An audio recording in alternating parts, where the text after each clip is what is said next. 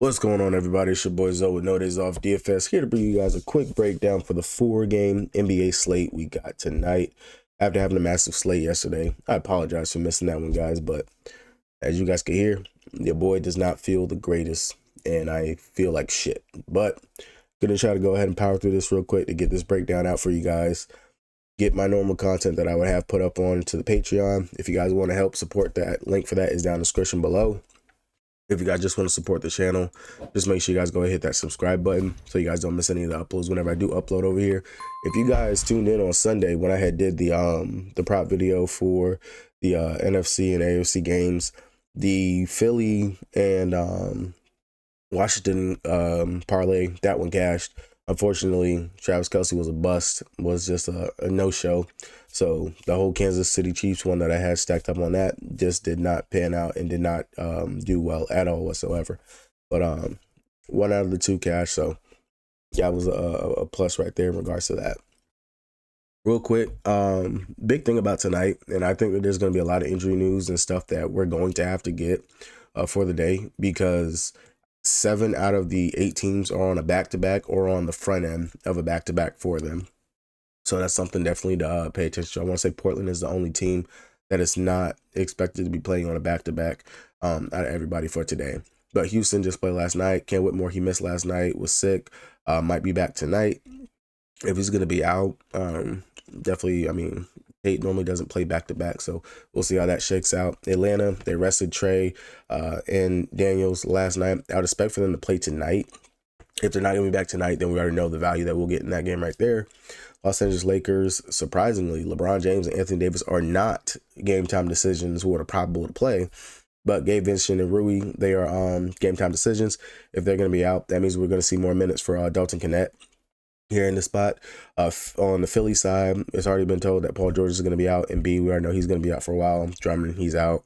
Martin, Cody Martin, KJ Martin, they're all out as well. It's just, I don't know what the heck Philly's got going on over there for them. Utah taking on Golden State. John Collins, he's a game time decision. Walker Kessler, he's a game time decision as well. A little bit interesting that all of a sudden Collier is starting over Keontae George.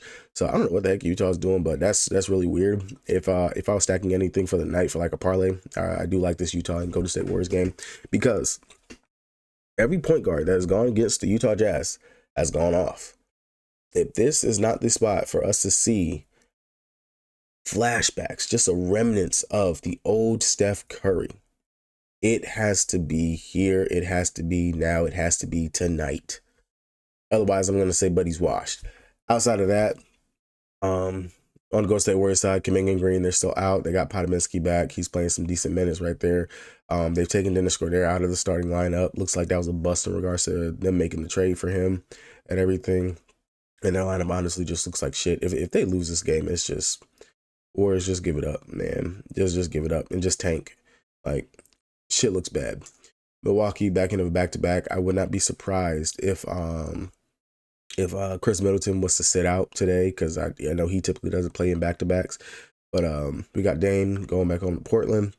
No real news for us to worry about over here on Milwaukee side. Same thing over here in Portland. DeAndre Ayton, game time decision like he always is. He has missed a couple of games, so be interesting to see if he's going to be in or out. If he's out, then you guys already know what that's going to be. We'll see Time Lord. We'll see Clinging, hopefully over here for these guys right there.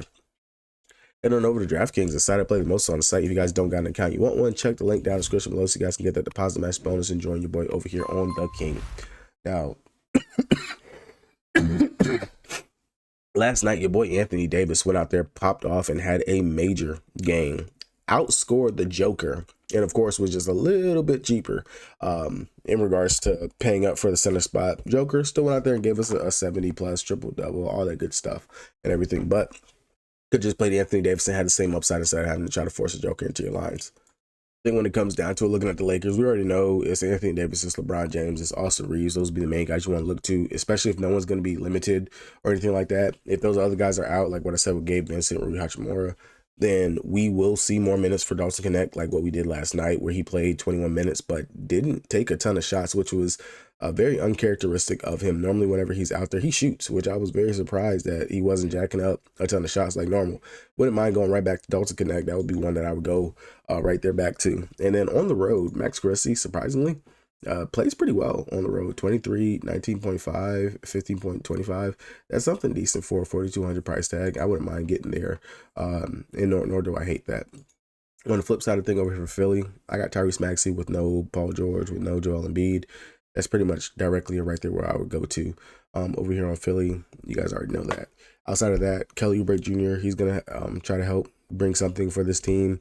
And then Yabusele, even though he is going to have a mismatch in regards to the negative way versus Anthony Davis, because you're not going to be able to match up directly with Anthony Davis. But depending on if they try to like start Bona or something like that, then maybe I could see Yabusele being able to go out there and have a decent night. We know he's a pretty good usage whenever he's out there. But for me, main play over here on Philly is going to be Tyrese Maxey. Like, all the shots, everything that the dude's going to go out there and take. Look what he's been doing over the last several games: 57, 52, 51, 59, 34. If you were trying to run something back, Anthony Davis, Tyrese Maxey, if that's where you want to get your two steps from, I don't mind or hate that at all. And I think that could be pretty good. If they do start Ricky Council today, and he's going to be playing that 4 spot, which is, I guess not surprisingly, but one of the weak spots on the Lakers is opposing 4s. 4,300. I could definitely see myself getting to Ricky Council when he's out there. He's not afraid to chuck, whether he's missing or not. And I could see him being able to go out there and get us at least 20 plus at that 4,300 price tag. The game blows out. Either way, it could be a close game like what they just played last night, going up against the Charlotte Hornets with no LaMelo, which just doesn't make any sense how they let them stay in that game. But it's the Lakers. We've seen crazier and weirder things happen. If Bona does end up getting the start at the center spot, you definitely can go there, take him as a cheap starter or something like that. 3,600 won't take too much for him to pay off his price tag. He can go out there and get us about 17, 18 fantasy points, and ends up being worth it. Houston taking on Atlanta. Did you guys see that game winner that Amin Thompson had went out there and got? The dude has been legit balling, just straight up balling when he's out there.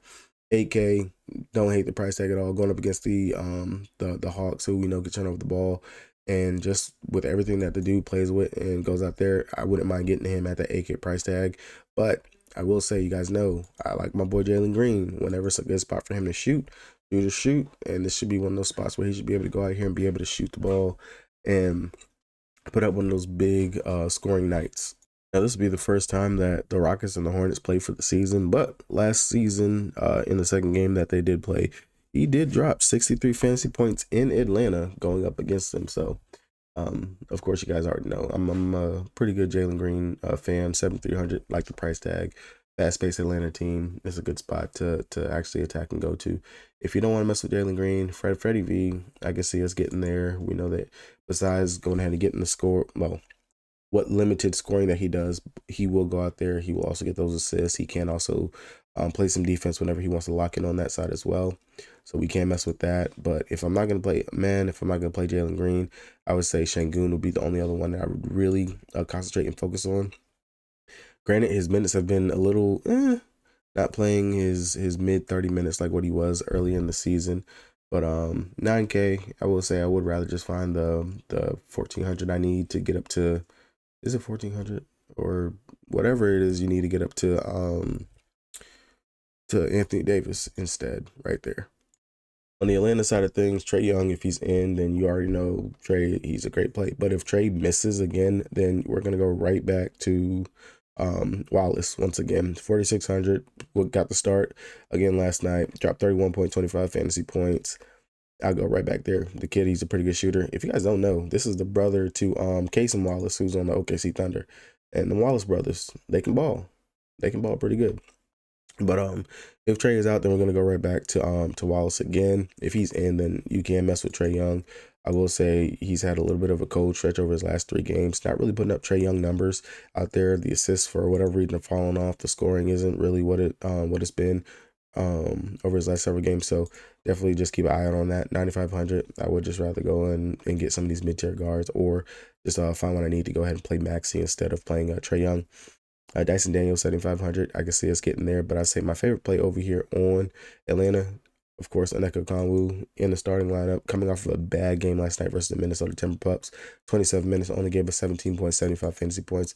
See this as a bounce back spot for him. Definitely can see him going ahead and getting back to his double digit scoring and the rebounding prowess that he has over here. 6,600, not a bad price tag at all. Outside of that, I could maybe mess with Vic Krejci, but I think I would like that more if Trae Young and Dyson Daniels were to miss. Outside of that, not really going to force anything over there.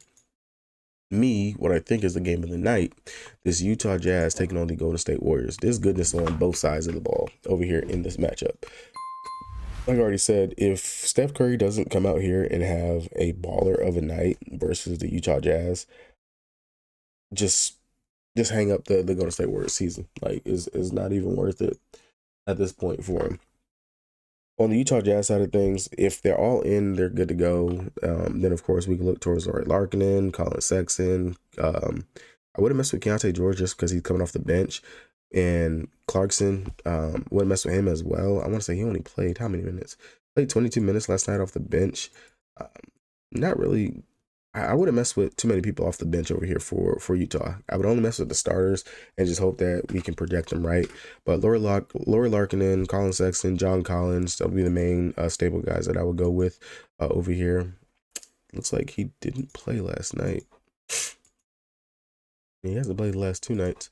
If John Collins is back and good to go, then I wouldn't mind looking towards John Collins. But if he's going to be limited or something like that, I'm not going to go there. I'd say Lauri Markkanen will be the one that you want to go to. Maybe Sinbad could be another one.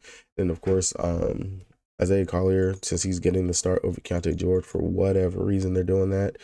Dude's a pretty good assist machine. 5,200, that'll be your value guard right there. You can look to for today. Definitely would be worth a look to and something that you can start building your lineups around. If Walker Kessler is in, he has of course, a pretty good size advantage going up against Tracy Jackson Davis. I can see myself getting there to Walker Kessler, but if not gonna worry about it. You can mess with Eubanks or Filipowski, but I'm not gonna force it over there.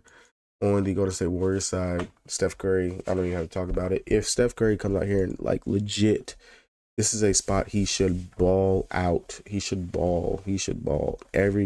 All guards going up against the Utah Jazz have balled this season. I know he's dealing with a pinky or something like that, or whatever he's got hurt right now. But Steph Curry at 800, I can't see him not being able to go out here and have a good game. Outside of him, of course, we can look towards Andrew Wiggins. We know he's pretty much the 2 and the 1-2 punch for the Golden State Warriors right now. 6,800. I can see us getting there to him. I really wouldn't mess with Tracy Jackson Davis just because his minutes have been going down over his last several games, so I'm not too inclined to want to go there to him. I can see they should need his size, but they have been playing Looney quite a bit of minutes over their last couple of games, so I'm not too sure what they got going on over there with that. We can mess with Buddy Hield since he is in the starting lineup. Again, a guard, shoot, things like that. We definitely can go right there to Buddy Hield. That'd be more of a GPP option. And then last but not least, Potomski, since he's been back. 20.5, 33.75 fantasy points. Definitely do have my eye on Potomski as a decent value play. He's playing, of course, off the bench. Wouldn't be surprised if he works his way back into the starting lineup because they do need a spark, a punch in that starting lineup over there for him. I could possibly see Pod maybe getting back into the start, put Buddy Hield back onto the bench, or maybe Gary Payton, send him back to the bench or something like that. And then Gary Payton, I mean, he's there. Not too inclined to want to go ahead and play Gary Payton, but if you want to play Gary Payton, go ahead. That's not something that I'm too inclined to do. Milwaukee taking on Portland. Now, of course, Damian Lillard, Dame Dollar. Nothing needs to be introduced or anything in regards to this. Dame's played going up against his former team pretty well. He's only played them 3 times, dating back to the 2023 season. 47 fantasy points, 44 fantasy points, and when he played them earlier on January the 4th, he dropped 35 fantasy points in that game versus them. Granted, it was 102 to 105, but over these last several games, Dame's been balling out very well. Coming off the back-to-back triple-doubles, going up against Miami and the Clippers, and then, of course, going up against Utah last night where he dropped 35 points, 8 assists, and 5 rebounds. I'm not going to say he's inclined to go out here and do the exact same thing here tonight, but if you really feeling like, being a triple-double merchant or something like that, I don't mind getting up to a Damian Lillard here on today's slate. That'll definitely be enticing to say the least. Outside of Dame, of course, Giannis, he normally gets up and plays every game unless they decide they want to limit his minutes or something like that. Tell me, who on Portland is going to be able to stop Giannis? Nobody, if we're being honest. Giannis, no introduction, nothing right there really needed. If you think that someone's going to be limited, or if they hold out Chris Middleton, then we can look towards Taurean Prince, who we know is going to get the start and is playing decent minutes, putting up some pretty decent fantasy point numbers in these last couple games. 32 minutes, 27 fantasy points, 37 minutes, 31 fantasy points. That's actually really well for him. I'm not going to say he's going to go out here and repeat, but 4,200, that's not a bad price tag. And outside of him, Gary Trent Jr., who has been coming out here and been balling. And I want to say this is also a revenge game / narrative for him as well, because he did play Old Portland for a while too. But don't mind looking towards Gary Trent, who's playing upwards into the 20-ish minutes range as well. We like the upside for him as another play that we can get over here from them. On the Portland side of things, really it all flows through Denny Avdia, Jeremy Grant, Kamara, the guys that's in their starting lineup, not really their bench. 6,900 for Scoot Henderson. I'm really not inclined to pay that for him. And the thing is, when it comes down to it, his minutes can be all over the place in regards to what he's going to be able to give and go out there and produce and get. So I'm not too inclined to go there for him at 6,900, and he's not starting. I would rather look towards the Denny Avdia, the Anthony Simons, Jeremy Grant, Kamara, and then depending on if any of the bigs are actually ruled out, if Ayton is going to be out again, then we can look towards Klingon, we can look towards Robert Williams. If Ayton is in, I'm going to stay away from the bigs over here. I'm not going to really focus and worry about them right there. All right, guys, that's going to do it for me. Hopefully you guys are able to get a little something from this. Drop a like on this video if you guys enjoyed the content. Peace.